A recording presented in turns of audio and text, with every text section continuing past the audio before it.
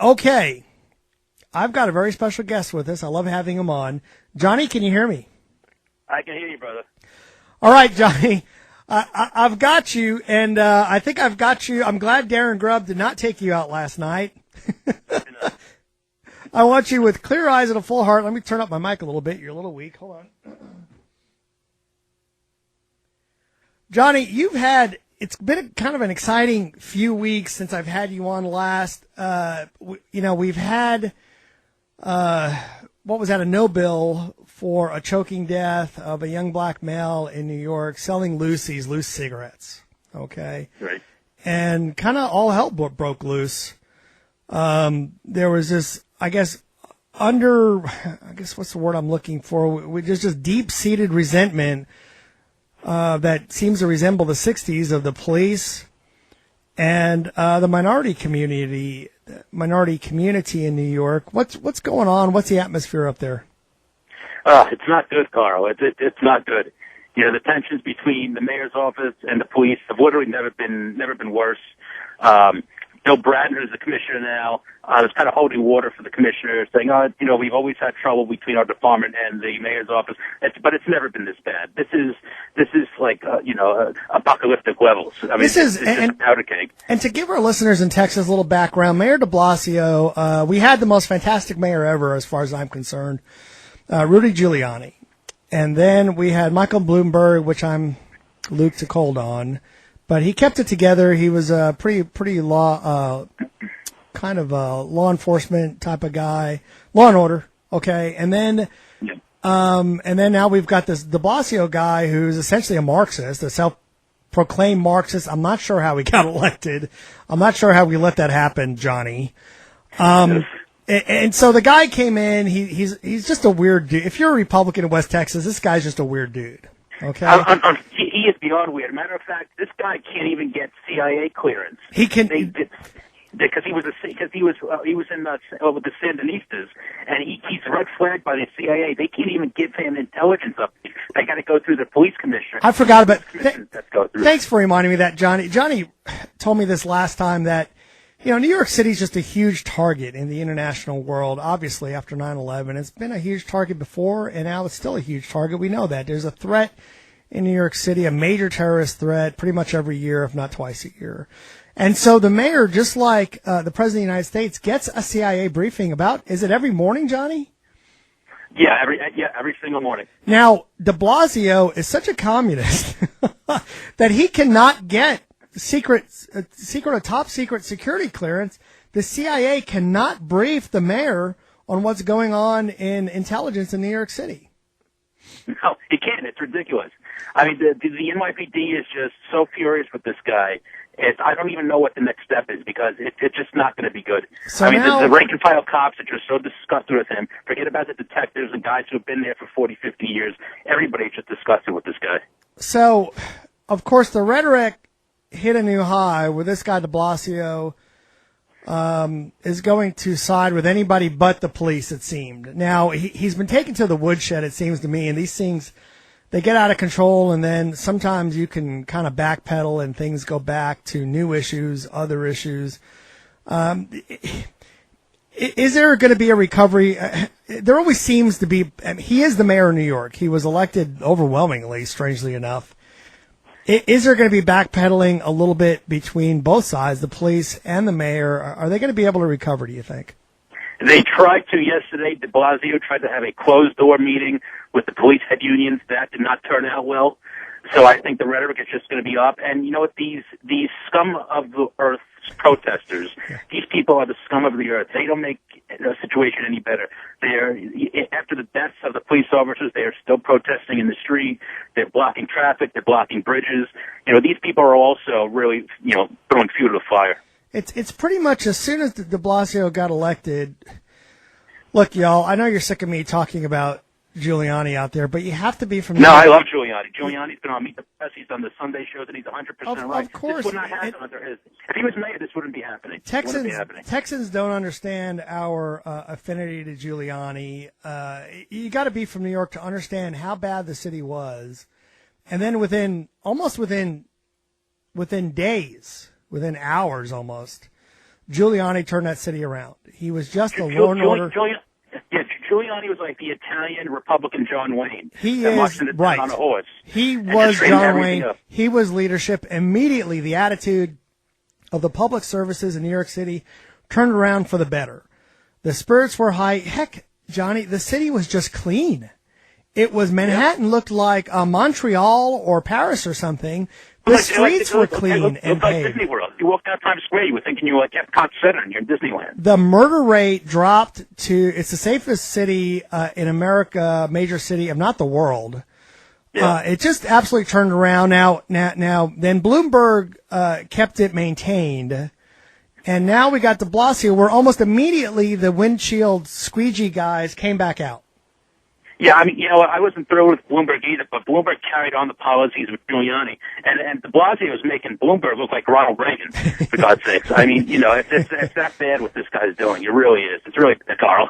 So do you think at the passing of time, so when I interview you again, I'll be on next summer, some show, I'm going to have Johnny Russo on. Are we, certainly these tempers will deflate and people say, look, we've gone too far, let's get back together. It's got to happen, right? No, I don't think it will. Not between the police department and this mayor. Even when this happened back in the 80s when Dinkins was mayor, you had, when they were going on with the police were very unhappy with Dinkins. Even when that happened, you had a Giuliani in the wings waiting to take over the helm. Now there's no Giuliani. I mean, there's no one waiting out there. Hold on a second, Johnny. We're at a break. And hang on through into the next segment. Carl Tepper sitting in for Tom and Laura on the Lubbock's First News.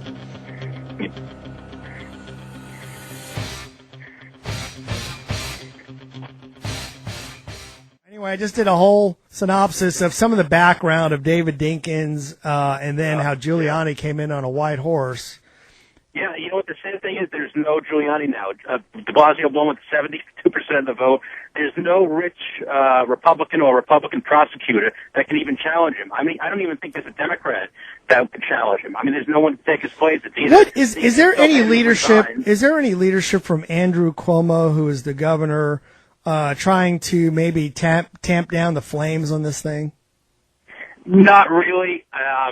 He'll do what needs to be done, but pretty much he leaves de Blasio in his own domain. He'll let de Blasio handle the city, and he'll take everything else. But back in the day, I know there was some tension, but really Giuliani and George Pataki worked fairly well together. They did. They worked absolutely great together. Why is it that the Democrats, do they not have that same sort of, hey, this is hurting the whole party up and down, that same sort of atmosphere where Andrew Cuomo interdicts himself and kind of helps, like I said, tamp down the flames? There's been no... You know what? A lot of that is Democratic politics. Bill de Blasio is so far to the left. Andy Cuomo doesn't want to be painted as a far leftist. I mean, he has his eyes on the White House, Cuomo too, right. But he doesn't want to be painted as like a far left progressive. He still wants to be that center left Democrat. So tying himself to de Blasio is not going to do him any favors. So he wants to kind of remain center left, while de Blasio is just full on left. Now there's another, and let's get to this. Let me get you thinking anyway before we get down to the bottom of the hour break. We've got, speaking of people in the wings, that makes me very nervous when you say that there's no one up there. We've got Representative Michael Grimm, who is pretty popular. I mean, he had this hanging over his head, and he still got reelected with 70% of the vote in Staten Island. Yeah. Yeah. From my understanding, he was the only Republican congressman. I think there's like 12 congressmen out of New York City or something like that. He was the only Republican. Who's in the wings there now? Nobody that I know of. It's he got elected, thankfully, in Staten Island, which is like the Texas of the 5 boroughs in Manhattan. I mean, that is the Republican. Okay, hold on. We're up against a hard break. This is a long bottom of the hour. Okay. About 30 seconds? 10. Yep. So hang on. Carl Tepper sitting in for Tom and Laura. All right. We're on the air. Got Jessica flying the ship now. This is Carl Tepper sitting in. We just jumped into the Chad Hasty show. From Lubbock's First News to the Chad Hasty show. I'm going to try to do 5 hours today. We'll see if we get all the way through. I've got Johnny Russo on the phone. And do I need to hit the button, Jessica? Are you sure, Johnny? There you go. Oh, hey, I got you this time. That's great. We were talking about what's going to happen with Representative Michael Grimm. Now, this is something Michael Grimm was accused and now has pleaded. Did he plead no contest, or did he just plead guilty? Do you know? No, you know what? He had like 20 charges filed against him. He pleaded guilty to about 2 of them. I think tax fraud, but the other 18, I think he pleaded not guilty. But he resigned, and I don't know what happens now. The governor usually appoints someone, but I don't know in this case what happens, because he was reelected in Staten Island, which I said before the break, is like the Texas of the 5 boroughs. It is the Republican stronghold. And I think it was like, Johnny, I think it was like 70% or something. Yeah, he beat his opponent by 18%, which is huge. Yeah. And so knowing he was going to be having to go to jail, and he still won with that margin. So I don't know what happens. Is either going to be another. Why didn't Charlie Rangel resign, Johnny? Oh, for God, I don't know. This guy is just. I think before he has to do anything, before he clears his record, he's got to learn to clear his throat, because no one can understand what the hell he's talking about anyway. Charlie Rangel. But you understand the comparison I'm making. Charlie Rangel was under some of the same scrutiny, and he's still running around, spouting the garbage he spouts. Yeah. Whereas the Republican, and Charlie Rangel, of course, the headline I'm looking at is a Fox News headline, and they all do it, even Fox, everybody. Representative Michael Grimm, and it's usually Republican, Representative Michael Grimm, Republican, to resign. But, of course, if it's the Democrat doing it, it'll be Charlie Rangel, and with no indicator of the party. It's just one of those little tricks the media plays on everybody. Now, you're pretty active. Are you doing some active political consulting right now? Not until we see who the president. I'm going to be involved in the presidential campaign, whether it'll be Jeb or Christie. It'll probably be one of the two. But right now, between now and March, I think the field will become a little clearer. But you don't see yourself jumping in or having any kind of activity. I'll put it like that, in the Staten Island congressional seat. No, I really don't get immersed in New York politics. There's too many liberals to worry about, and I'm more of a national guy. I'm a presidential, or even like on the senatorial level. But I'm just going to wait and see if I can jump on Christie or Jeb's wagon, one of the two. Have you ever done anything in Pennsylvania? Pennsylvania? No, I haven't. I have not. Besides going to bachelor parties and drinking, I've never done anything. None of that. No. Now, there's one other, before I get to the presidential stuff, because I do kind of want to touch on that real quick. We've also got this issue, and this for you and me, I doubt you know him. I don't know him. The Steve Scalise story. Have you been following that at all? I've heard the headlines of it. Yeah, it doesn't look good. You're in sort of the same business as I am.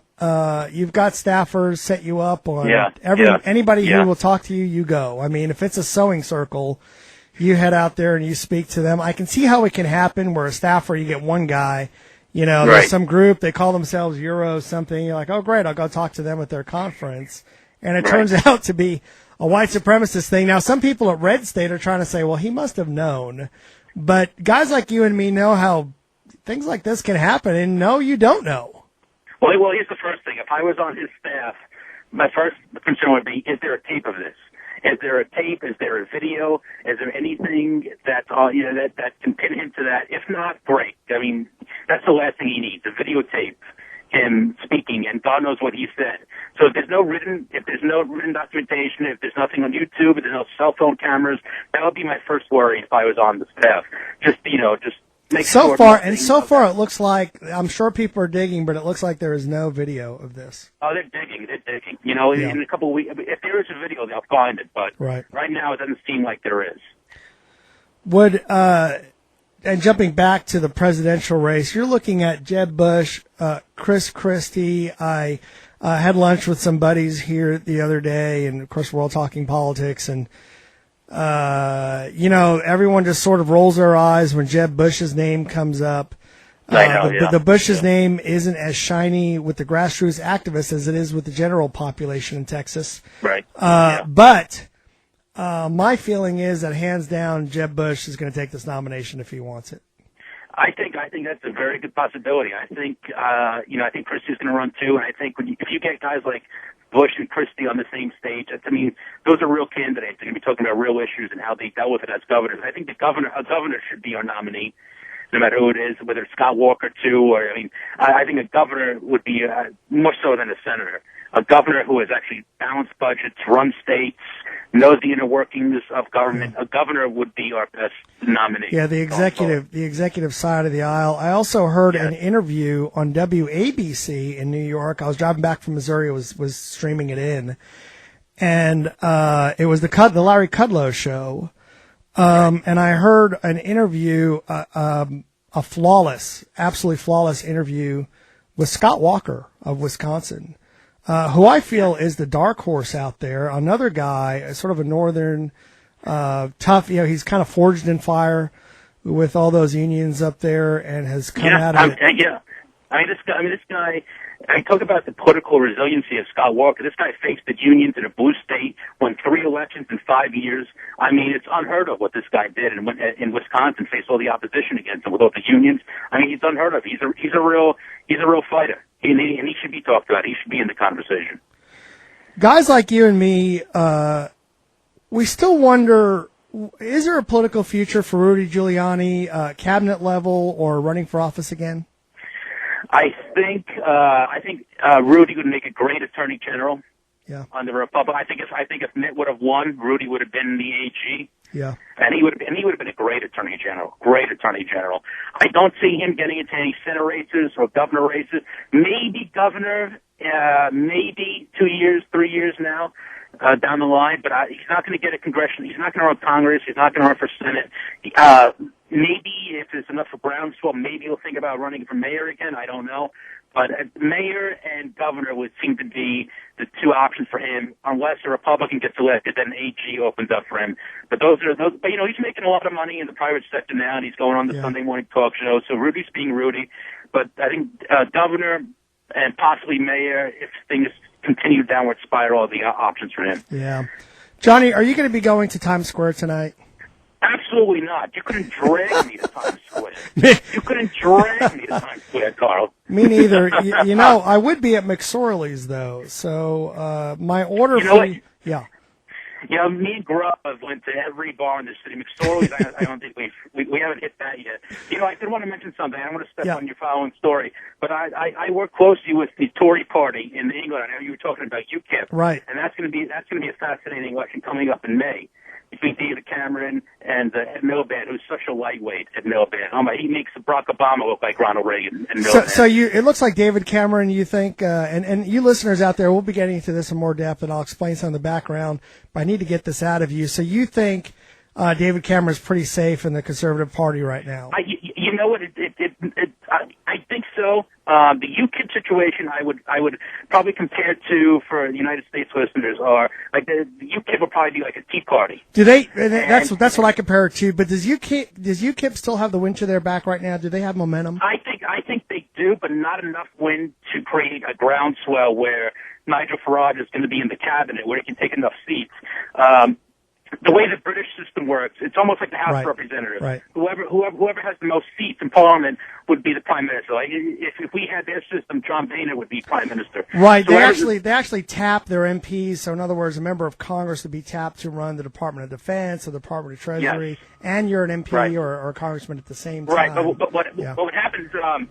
The Labour Party is playing that UKIP's going to be bad for conservatives, and it is a little bit. But what's even going to be worse for liberals, and the Labour Party and Ed Miliband, is what's going on in Scotland, the Scotland National Party. They are draining seats from. All right, listen, I was going to let you go, but I want you to stick around because I want you to lead me into UKIP a little more. I want to talk to you. You got a little more time? Yeah, I do. Another 10, 15 minutes. Okay, a little more time. Johnny Russo from New York City. We're going to talk about UKIP a little bit at the backside of this break. Carl Tepper sitting in for Chad Hasty, the mighty voice of the Chad Hasty Show. I've kept Johnny Russo on. He's an expert in New York politics, a little bit of national stuff. I didn't realize until just this moment that he had some interest in English politics. I lived in England a couple of years, got caught under Margaret Thatcher and Ronald Reagan. and have always followed English politics and how it also affects the politics of the United States. So, Johnny, let me set this up a little bit more, just a second. So, those of you who don't know, it's a parliamentary system. The members of Parliament are like the members of the House of Representatives, but they're also tapped to run the government. If you're a member of Parliament representing a part of London and you're a good guy, they'll say, "Hey, why don't you run the Department of Defense, Whitehall?" Here in England as well. So you're also a cabinet secretary besides just being another vote in the legislature there. And there's a third party that's come up because the conservative movement wasn't moving fast enough. The conservatives are the Tories, we call them. Labour are like their Democrats. And the UKIP party, United Kingdom Independence Party, is essentially a mirror image of our Tea Party here in the United States, except that the Tea Party has activated mostly within the Republican Party. It's a lot of the old remnants of the religious right of the Republican Party and some new people after Obamacare came in, whereas UKIP is an independent party that's actually won some seats and is actually the majority party representing Britain in the European Union. So they actually have some influence and some power, and they've got some momentum. They've been winning also city council seats throughout Britain. And so, Johnny, what are you thinking about all this? My main goal here is to get David Cameron back in number 10. We were all served better when David Cameron is in number 10. I think Cameron is really until we get a Republican elected president, Cameron is really the leader of the Western world. He is basically the Republican version of the United Kingdom. I think he's a very strong. Has UKIP forced, Nigel Farage, has he forced David Cameron to kind of leverage to go a little bit further to the right than they may have? A little bit, particularly after the Scottish referendum, when they had to. Now they're getting Scotland a lot more freedom. Scotland for Scottish laws. Now England.